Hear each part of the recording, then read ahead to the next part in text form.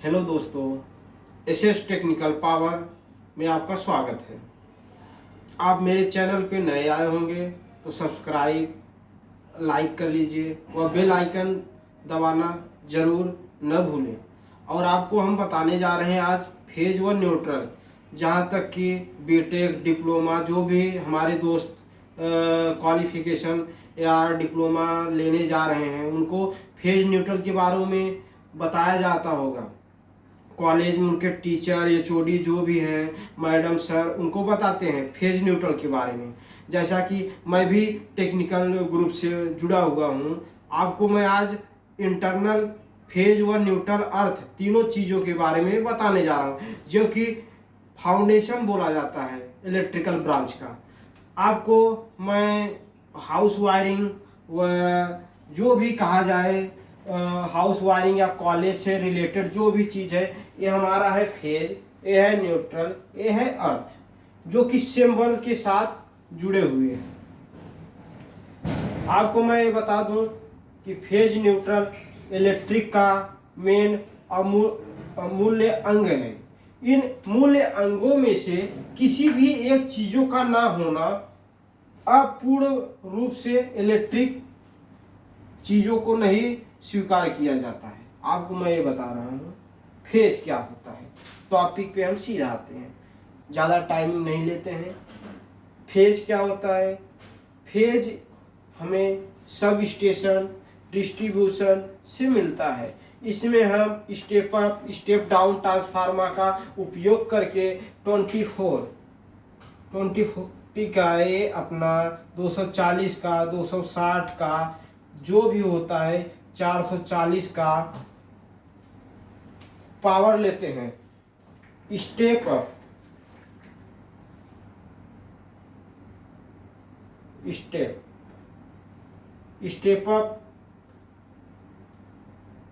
Step up हो गया,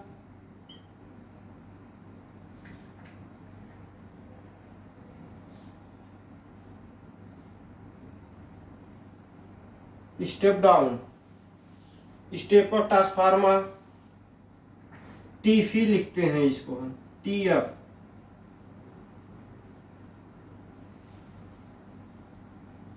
आप देख रहे हैं दोनों चीजों को। ये स्टेप अप ट्रांसफार्मर है, स्टेप डाउन ट्रांसफार्मर है। इन दोनों का उपयोग हम कहाँ करते हैं? जैसा कि हमारे घरों में जो स्टेबलाइजर हम लगाते हैं उसको हम स्टेप अप बोले तो आप बोलेंगे सर क्या होता है स्टेप अप? तो स्टेप अप हमें बता रहे हैं कि हमारे लो वोल्टेज को एक हाई वोल्टेज फ्रीक्वेंसी में जनरेट करता है। इसलिए 5 केवीए का 2 केवीए का हमें जैसा आवश्यकता होता है, हमारे घरों में फ्रिज कूलर वॉशिंग मशीन जो भी कितने लोड हैं उस पर निर्भर करता है कि हम कितने कंपोनेंट को यूज कर रहे हैं। उस हिसाब से स्टेप अप ट्रांसफार्मर उस स्टेबलाइजर में इनबिल्ट रहता है, उपयोग में रहता है, उसके अंदर रहता है। तो ये होता है फेज। ये फेज वहां से निकलता है। आप बोलेंगे न्यूट्रल पे भी हम आते हैं। अभी हम आपको फेज का क्लियर करते हैं। स्टेप डाउन कहाँ करते हैं? जो 11 केवीए हमारे पावर हाउस पे आता है वहां पे हम ट्रांसफार्मर लगाते हैं स्टेप डाउन। वो हमें 240 का बना के, 440 का बना के, 260 का बना के, हमको वैसे 260 नहीं, आपको जानकारी के लिए आप बोलेंगे सर 260 का हम नहीं देखे, लेकिन मैं बता रहा हूँ आपको, एग्जाम्पल बता रहा हूँ, न कि हम आपको इसको एक्सप्लेनेशन करके यूज करने के लिए बता रहे हैं। एग्जाम्पल फॉर 260, 240, 440, ये तीनों चीज को हम बता रहे हैं एग्जाम्पल के लिए। हमारे स्टेप डाउन ट्रांसफार्मर लगा के 240, 440 घरों तक बोर्ड के वायरिंग तक आती हैं, जो हम यूज करते हैं। मोबाइल चार्जिंग करते हैं, अपना वॉशिंग मशीन चलाते हैं और अपना ये कूलर चलाते हैं, जो भी हम यूज करते हैं वो स्टेप डाउन ट्रांसफार्मर के अंतर्गत step up transformer use for transformer use के ऊपर डिफरेंट या जो भी है वो निर्भर करता है क्या हम यूज करते हैं। तो अभी आते हैं न्यूट्रल। अब बोलेंगे सर न्यूट्रल कहाँ से आता है, फेज तो आप बता दिए। तो माय डियर माय दोस्तों, आपको ये बताते हैं कि जो न्यूट्रल है ना, हमारे इसी ट्रांसफार्मर, जो ट्रांसफार्मर होता है वो स्टार बाइंडिंग होता है। क्या होता है? स्टार बाइंडिंग, ये सिंबल है। अब स्टार बाइंडिंग ऐसा,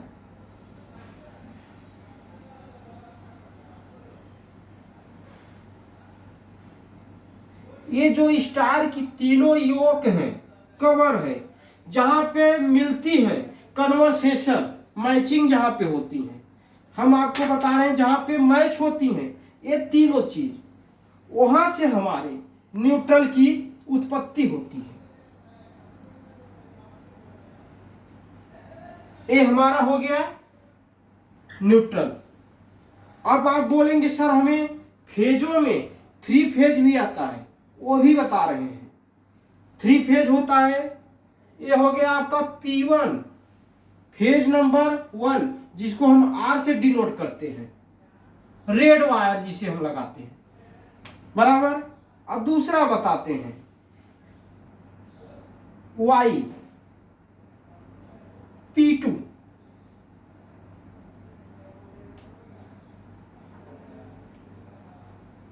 P2 दोस्तों, RY। अब बचा B। आप लोग तो खुद समझदार है, टेक्निकल से जुड़े हुए, तो आइए हम लिख देते हैं B, P3, phase 1, phase 2, phase 3, RYB N। Doubt clear दोस्तों? ये हो गया न्यूट्रल हमारी कहां से आती है, ये हो गया फेज न्यूट्रल क्लियर। अभी हम आते हैं अगला टॉपिक माय डियर माय दोस्तों, अर्थिंग पे। अर्थिंग हमारी कहां से आती है?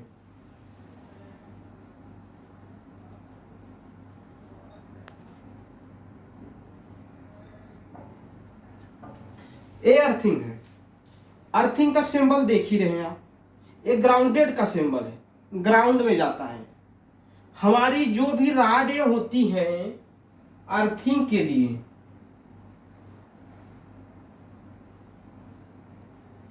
वो इस प्रकार नुकीली होती है, और इस राड में ये जीआई का होता है, ये जीआई का राड होता है, अर्थनेस्ट किया जाता है, और इनकी योक, इनकी जो कवर होती हैं, जो ये बेलनाकार होती हैं जीआई की रॉड, इनके ऊपरी हिस्सों में इंटरनल और ऊपरी दोनों ये छिद्र किया होता है ऐसा।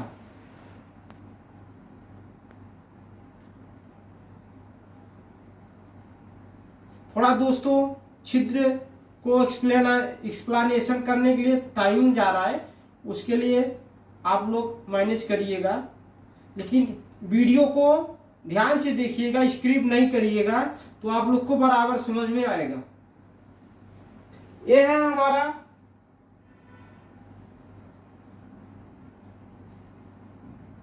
अर्थिंग के निचला स्तर का भाग, इसीलिए सिंबल ऐसा होता जाता है नुकीले आकार में। ये ऊपरी हिस्से में है, हम यहाँ से क्लैंप का सहारा लेके या किसी चीज का सहारा लेके वायर को निकालते हैं, ये हमारा अर्थिंग हो गया। हम आपको जानकारी के लिए बताते हैं दोस्तों, इसमें अर्थनेस्ट का पाउडर आता है, उसको हम डालते हैं, और गांव में घरों में टेम्परोरी अर्थिंग बनाने के लिए कोयले और नमक और सोडे का इस्तेमाल करके हम अर्थिंग का उपयोग करते हैं। लेकिन हम आपको बता दें, इसका जो है एक इलेक्ट्रीशियन पर्पस पे एक पैमाने पे अच्छे से हमको फॉलो करने के लिए इसका पाउडर चूड़ बन के आता है, जिसमें सब चीज़ें मिक्स होती हैं, उसको हम डालेंगे तो एक प्रॉपरली एक अच्छे ढंग से हमको अर्थिंग का वो आउटपुट प्राप्त होगा। तो ये हुआ अर्थिंग का मैटर। हम ज़्यादा अंदर तक नहीं जाना चाहते हैं, जो आपको हम बता रहे हैं वीडियो के माध्यम से उसके बारे में आपको जानकारी होनी चाहिए। इसमें हमारी चूड़ को भरा जाएगा और इसमें हम पानी भर देंगे, लिक्विड हो जाएगा। इसमें आप बोलेंगे सर छिद्र क्यों बना है? छिद्र हम इसलिए बनाए हैं, जो हमारे मिट्टी हैं, अर्थ के मिट्टी हैं, जो भी इन्वायरमेंटल का बारिश होता है तो इनको प्रभावित करते रहें, अर्थिंग से जुड़े रहें, कन्वर्सेशन बनी रहे। ये आपको समझ में आ गया छिद्र किस लिए बना है, इस पाइप किस लिए है, एक क्लैंप लगा के हम वायर निकाल सकते हैं आउटपुट। अब आइए दोस्तों हम बताते हैं अर्थिंग और फेज न्यूट्रल से हट के है, ये दोनों ट्रांसफार्मर से जुड़े हुए हैं। जैसा बोलते हैं दोस्तों एक सिक्के के दो पहलू होते हैं, फेज न्यूट्रल, लेकिन अर्थिंग को हम स्वयं को हमें बनाना पड़ता है। ये किसी ट्रांसफार्मर या किसी फेज या किसी पावर प्लांट से नहीं आता है, आपको ये चीज ध्यान देना पड़ेगा। ये हम जिस जगह पे ट्रांसफार्मर लगाते हैं हमें अर्थिंग वहां बनानी पड़ती है। हमारी पावर हाउस है वहां भी अर्थिंग बनाते हैं, वहां से भी आप देखते होंगे जो 3 फेज आपको हम यहाँ बताते हैं, जो 3 फेज का सब स्टेशन से रनिंग होता है, हम देखते हैं ये अपना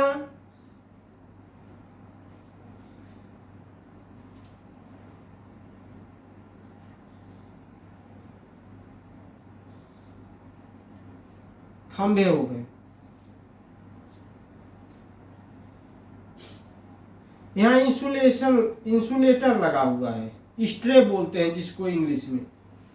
इसको हम देखते हैं एक ऊपर से पतला वायर, अभी तो दोस्तों ये मार्कर है लेवल ही चलेगा, तो आपको समझने के लिए बता रहे हैं, ये पतला वायर।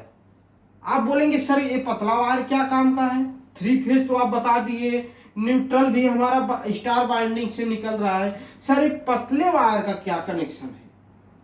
दोस्तों इसी को हम बताने जा रहे हैं। ये जो चौथा वायर है ये किस काम का आता है? ये हमारे पावर हाउस से हमारे सब स्टेशन वितरण जो इम्प्लॉय होते हैं, जो कर्मचारी होते हैं, वो पावर हाउस से ही, सब स्टेशन से ही इसको निर्माण करते हैं, जो आपको मैं बताया हूं। और ये हर पोलों में कनेक्ट किया जाता है। बारिश के मौसम में, बारिश के सीजन में जो भी इसमें इन्वायरमेंटल का इफेक्ट पड़ता है वो ग्राउंड करने के लिए होता है, और ये ले जाके हम आगे जो ट्रांसफार्मर यहाँ हम बैठाते हैं फाउंडेशन बना के।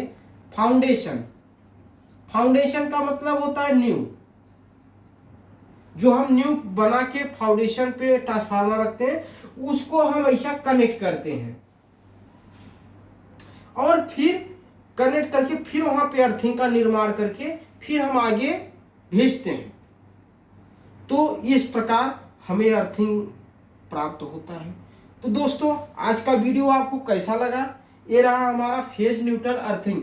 आपको उम्मीद है कि ये वीडियो अच्छी तरह से समझ में आया होगा। ये वीडियो को जो भी डाउट्स हो, आगे जानकारी के लिए आप हमारे वीडियो में कमेंट करिए, सब्सक्राइब करिए, बेल आइकन को दबाना न भूलिए।